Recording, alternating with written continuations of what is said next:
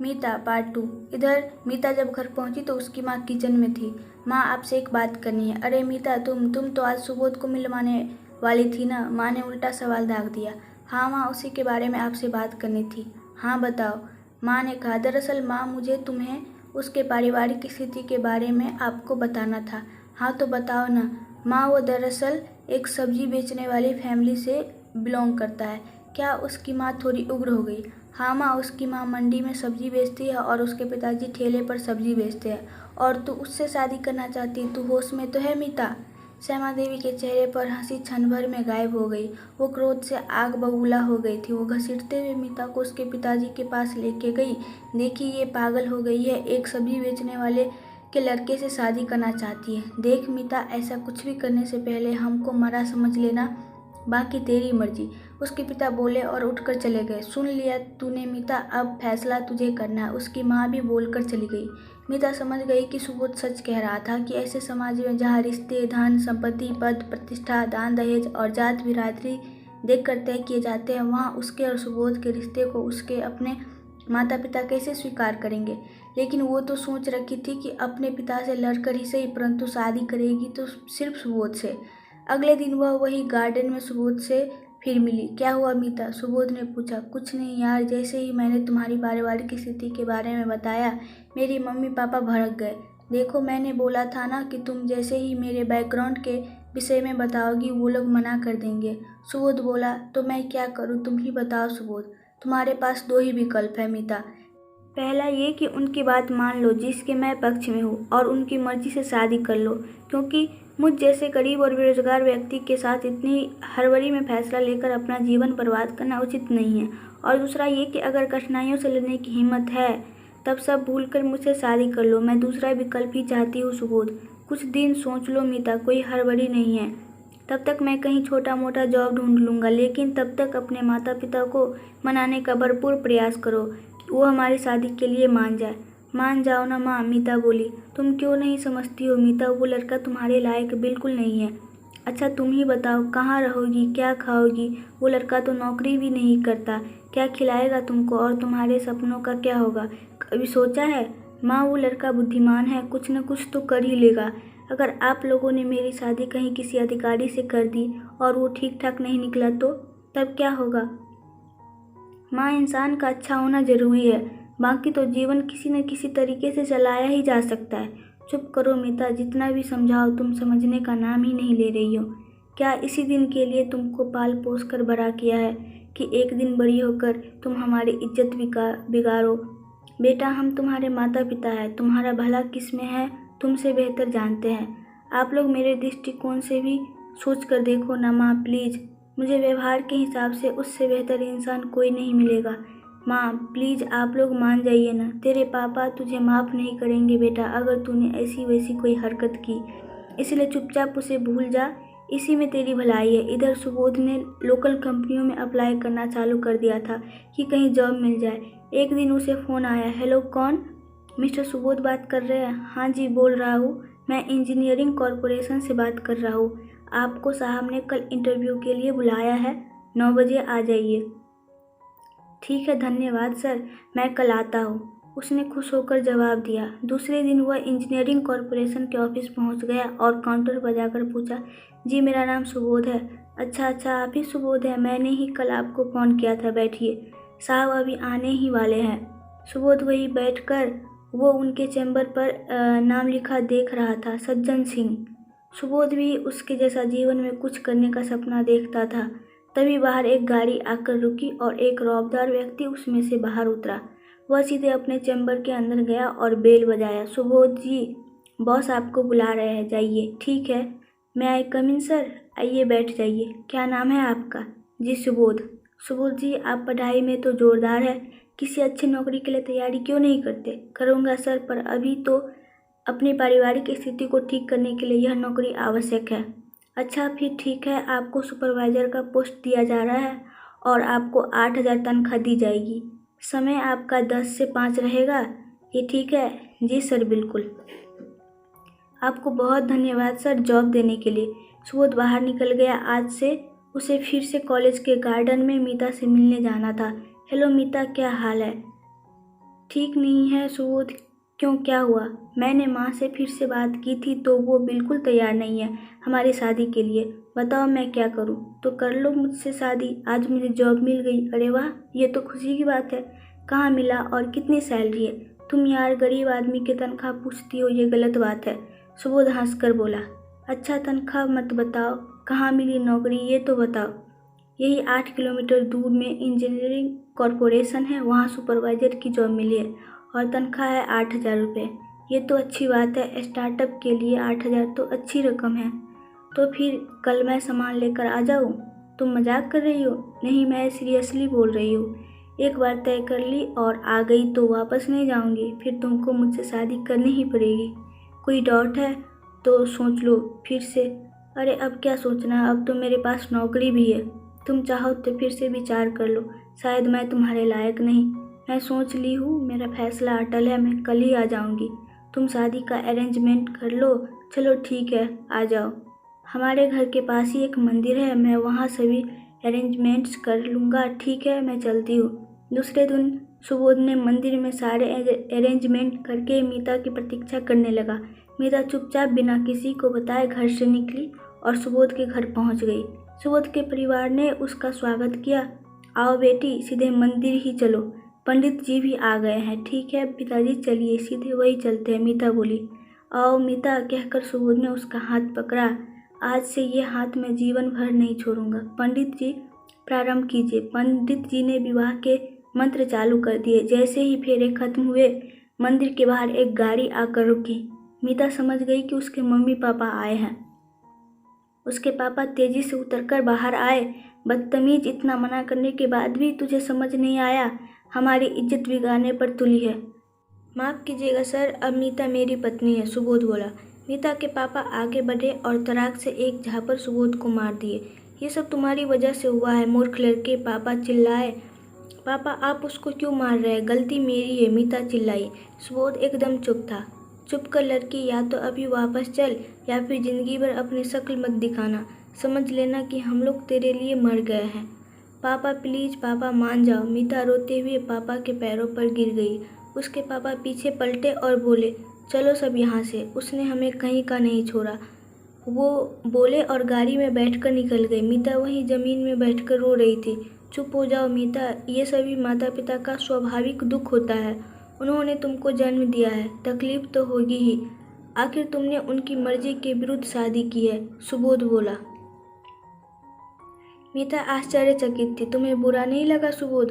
उन्होंने तुम्हें मारा, एक्चुअली में मारा तो क्या हुआ मीता? आखिर है तो वो हमारे माता पिता, उनकी मार खाने में क्या दुख? किस मिट्टी के बने हो तुम सुबोध? बस उसी मिट्टी का मीता जिसकी तुम बनी हो। तुमने भी बड़ी हिम्मत दिखाई, सुबोध बोला। मुझे घर ले चलो सुबोध, मैं थक गई हूँ, आराम करना चाहती हूँ। सुबोध उसे घर ले आया। घर आते ही वह सो गई। दूसरे दिन सुबह अचानक उसके कान में आवाज़ सुनाई पड़ी। ओ मैडम उठिए, 8 बज गए हैं। मीता ने अंगड़ाई लेते हुए बाहें फैलाई और सुबोध को गले लगा लिया। अरे ये क्या कर रही हो? दरवाज़ा खुला है, कोई आ जाएगा अंदर। तो आ जाने दो, जब प्यार करने का वक्त था तब तो सो गई, अब काम पे जाने के वक्त में मैडम को प्यार सूझी। प्यार के लिए भी कोई वक्त होता है क्या? मीता ने उसके गले में हाथ डालकर पूछा। हाँ जी, कम से कम 10 से 5 तो नहीं होता होगा। वो वक्त मेरे काम का होता है और 10 बजने में 1 घंटे रह गए हैं, तो कृपया उठिए और मुझे टिफ़िन बना कर दीजिए। पर मुझे तो खाना पकाना नहीं आता, चाय और मैगी के अलावा मैंने कुछ सीखा ही नहीं। अच्छा तो चलो फिर ठीक है, जब तक तुम खाना बनाना नहीं सीखोगी मुझे मैगी बनाकर ही दे देना। तुम घर से बनवा कर ले जाओ, मीता बोली। नहीं, माँ के हाथ का खाना तो जिंदगी भर खाया है, अब मुझे पत्नी के हाथ का खाना है। पर वर कुछ नहीं, जब तक तुम मुझे तकलीफ में नहीं देखोगी तब तक कुछ सीखोगी नहीं। उठो और मेरे लिए मैगी बना दो। हाँ, उसकी फीस मैं एडवांस में दे देता हूँ, कहकर उसने मीता के होठों को चूम लिया। मीता खुश हो गई। उसने मैगी बनाकर टिफिन में डाल दी और सुबोध काम के लिए निकल गया। दिन भर मीता को ये बात कचोटती रही कि मेरी वजह से आज सुबोध दिन भर सिर्फ मैगी के सहारे रहेगा। जैसे ही सुबोध शाम को आया, मीता बेडरूम में गई और रोने लगी। क्या हुआ मीता, ऐसी भी क्या जिद है तुम्हारी? खाना लेकर नहीं जा सकते थे? माँ ने तो बनाया ही था। दिन भर मैं गिल्टी फील कर रही थी। पर तुम्हें किसने कहा कि मैं असंतुष्ट हूँ? मैंने तो बड़े मज़े से मैगी खाया। तुम कल फिर दोगी तो फिर मज़े से खाऊंगा। मतलब तुम मानोगी नहीं। किस बात के लिए? वही खाना ले जाने के लिए। तुम बनाकर दो ना, मैं ले जाऊंगा। ठीक है, तुम ऐसा ही चाहते हो ना। मैं कल तुम्हारे लिए रोटी सब्जी बनाऊंगी। माँ से पूछ पूछ कर बनाऊंगी। अब जैसा भी बने, कच्ची चाहे जली हो, जी भरकर खाना, तभी तुम्हें पता चलेगा। क्या पता चलेगा? सुबोध ने मुस्कुराया। यही कि जिद करने का क्या फल होता है? मीठा फल होता है, और क्या। अरे मेरी बीवी खाना बनाएगी तो भला मुझे क्यों पसंद नहीं आएगा? तुम्हारे हाथ की कच्ची रोटी भी चाव से खाऊंगा। कभी शिकायत नहीं करूंगा, चिंता मत करो। यह कहकर उसने मीता को गले से लगा लिया। दूसरे दिन वह उठकर सुबोध के लिए खाना बनाई, टिफिन में डाली और भेज दी।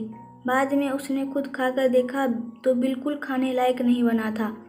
उसे फिर अफसोस हुआ, लेकिन शाम को जब सुबोध घर लौटा तो वो बेहद खुश था। मुझे मालूम है खाना कितना खराब बना था, मीता बोली, लेकिन मुझे तो पता ही नहीं चला क्योंकि उसमें तुम्हारा प्यार मिला था। बस इसी तरह तुम खाने में प्यार डालकर खिलाते रहोगी ना, तो मैं फूलकर मोटा हो जाऊंगा। सुबोध मुस्कुराया। ठीक है, मैं धीरे धीरे सीखूंगी। Okay madam. और क्या किया दिन भर? सब्जियां कैरेट्स में डाली और माँ को मदद की। ये सब कुछ बिल्कुल नया है मेरे लिए। गुड, अच्छी बात है। तुम एडजस्ट होने की कोशिश कर रही हो। जब भी तुम्हें ऐसा लगे कि ये काम मुझे नहीं करना तो मुझे बता देना। तुम्हारे लिए कोई जोर ज़बरदस्ती नहीं है। ठीक है, पर मैं सीखना चाहती हूँ, इसीलिए करती हूँ। आपको चिंता करने की ज़रूरत नहीं है। ठीक है मैडम, करो, मुझे क्या। और इस तरह उनकी रोज़ की दिनचर्या एक ढंग में ढल गई। अब मीता उनके रंग में पूरी तरह रंग गई थी। वह सब्जियों को परिवार के साथ समेटती, खाना बनाती और घर के सारे काम निपटाती। वो भी खुश थी और उसका परिवार भी उससे खुश था। एक दिन उसने सुबोध से कहा, सुबोध, अब मुझे एक बच्चे की चाहत हो रही है। ये तो अच्छी बात है मीता, परंतु मुझे लगता है पहले तुम्हारे सपनों को पूरा करना चाहिए, और मैंने इसलिए अभी तक बच्चे के बारे में कभी तुमसे बात नहीं की। तुम भी तो लॉ की पढ़ाई करना चाहते थे, उसको पूरा क्यों नहीं करते? मेरी तो पढ़ने की कोई इच्छा अब नहीं रही। मुझे तो अब बच्चे की इच्छा है। जैसी तुम्हारी मर्जी मीता, मैं तुमको कभी भी किसी बात के लिए फोर्स नहीं करूँगा। हाँ, मैं अपनी लॉ की पढ़ाई पूरी करने के लिए आज ही आवेदन करूँगा। फिर मुझे 1 वर्ष के अंदर बच्चा चाहिए, मीता बोली। ठीक है मीता, हम कल ही डॉक्टर के पास चलेंगे और उन्हीं के हिसाब से प्लान करेंगे। दूसरे दिन वो डॉक्टर के पास पहुँच गए। नमस्ते मैडम, आइए बैठिए। बताइए क्या बात है? मैडम, हम लोग बच्चा प्लान करना चाहते हैं। दैट्स गुड, तो इसमें पूछने वाली क्या बात है? आपका महीना तो ठीक चल रहा है ना? जी मैडम, मीता ने कहा। डॉक्टर बोली, तो बस सब ठीक है? ठीक है मैडम, यह कहकर दोनों वापस आ गए। उन्होंने 1 महीने, फिर दूसरे महीने, फिर तीसरे महीने प्रयास किया, परंतु सब निष्फल। फिर सुबोध ने तय किया कि फिर से एक बार मैडम से मिलना चाहिए। दोनों फिर से मैडम के पास गए। मैडम, हमने लगातार 3 महीने बच्चे के लिए प्रयास किया, पर सब बेकार हुआ। कुछ हुआ ही नहीं। मुझे लगता है आप दोनों को एक बार चेकअप करा लेना चाहिए। जी मैडम, जैसा कहे, मैं लिख देती हूँ। आप लोग डायग्नोस्टिक सेंटर चले जाइए। दोनों डायग्नोस्टिक सेंटर पहुंचकर जांच कराने के लिए सैंपल दे आए। 2 दिनों बाद जब रिजल्ट आया तो वे उसे लेकर मैडम के पास चले गए। देखिए, आपकी जांच रिपोर्ट ये कहती है कि मीता तो ठीक है, परंतु आपके शरीर का स्पर्म काउंट कम है, इसीलिए गर्भधारण में परेशानी हो रही है। ओह, चिंता की कोई बात नहीं है। मेडिसिन लिख देती हूँ, आप मेडिसिन लेते रहिए और 1-2 महीने फिर से ट्राई करिए, शायद आप सफल हो जाए। जी मैडम, धन्यवाद। वे दोनों फिर से आश्वन्वित हो गए कि अब शायद उनकी उम्मीद पूरी हो जाए, परंतु परिणाम तब भी निरर्थक था। वे लगातार 2 साल तक सभी तरीकों से प्रयास करते रहे। टेस्ट ट्यूब, IVF, सब कुछ जो भी मेडिकल साइंस में संभव हो सकता था। दोनों सभी कुछ ट्राई कर लिए, परंतु परिणाम अब भी शून्य था। एक दिन सुबोध ने मीता से कहा, मीता, खराबी मुझ में ही है। तुम अपने सपने को क्यों बर्बाद कर रही हो? कम से कम तुम तो अपने सपने को पूरा करो। कौन सा सपना सुबोध? बच्चा पाना मेरा एकमात्र सपना था। नहीं मीता, तुम्हारा एक और सपना था जिसे तुम वक्त के साथ भूल गई हो। वो क्या? लोक सेवा आयोग में चयनित होकर अधिकारी बनना। वो सपना अब 2 साल पीछे छूट चुका है सुबोध। मेरे मन में अब ऐसी कोई बात रही नहीं, पर मेरे लिए प्लीज़ तुम ये सपना पूरा करो। नहीं सुबोध, मेरी पढ़ाई लिखाई सब छूट चुकी है। अब मेरे मन में इतना साहस भी नहीं है कि फिर से पढ़कर सेलेक्ट हो सकूं। फिर से कहाँ डियर, ये तो पहली ही शुरुआत होगी। तुमने इससे पहले प्रयास किया कहाँ? करो ना प्लीज़, मेरी खुशी के लिए कम से कम 1 साल तो प्रयास करो। चलो ठीक है, मैं मान लेती हूँ, पर तुम भी प्रयास करो ना। मैं तो यहीं से पढ़कर प्रयास करूँगा, वरना घर कैसे चलेगा? यहीं से मतलब तुमको तो मैं घर के कामों से मुक्त करके बिलासपुर भेजूंगा, ताकि तुम आराम से तैयारी कर सको। तो यहाँ तुम्हारा ध्यान कौन रखेगा? माँ है ना घर में, और बाकी लोग भी। अच्छा, और टिफ़िन कौन बना कर देगा? तुम्हें तो सिर्फ मेरे हाथ की टिफ़िन खाने की आदत है। तुम्हारे फ्यूचर के लिए सबका त्याग। तुम बस एक बार सेलेक्ट हो जाओ तो हमारी स्थिति भी सुधर जाएगी। हाँ, ये तो तुम ठीक कह रहे हो, मीता बोली। तो फिर कर लो तैयारी, मैं पता करता हूँ बिलासपुर में पढ़ने के लिए सबसे अच्छी संस्था कौन सी है, फिर चलेंगे। अच्छा ठीक है, सिर्फ तुम्हारे कहने पर मैं 1 साल प्रयास करके देखूंगी, और अगर नहीं हुआ तो वापस आ जाऊंगी। आ जाना वापस, वैसे भी तुमसे दूर रहकर मैं कौन सा यहाँ ठीक ठाक रहने वाला हूँ। बस अपने को व्यस्त करने के लिए लॉ का अंतिम वर्ष कंप्लीट कर लूँगा। हाँ, ये ज़्यादा उचित है। दोनों पढ़ेंगे तो मन भी लगेगा और समय भी कट जाएगा, मीता बोली। ठीक है, मैं माँ पिताजी को भी बता देता हूँ तुमको 1 वर्ष के लिए बिलासपुर भेज रहा हूँ।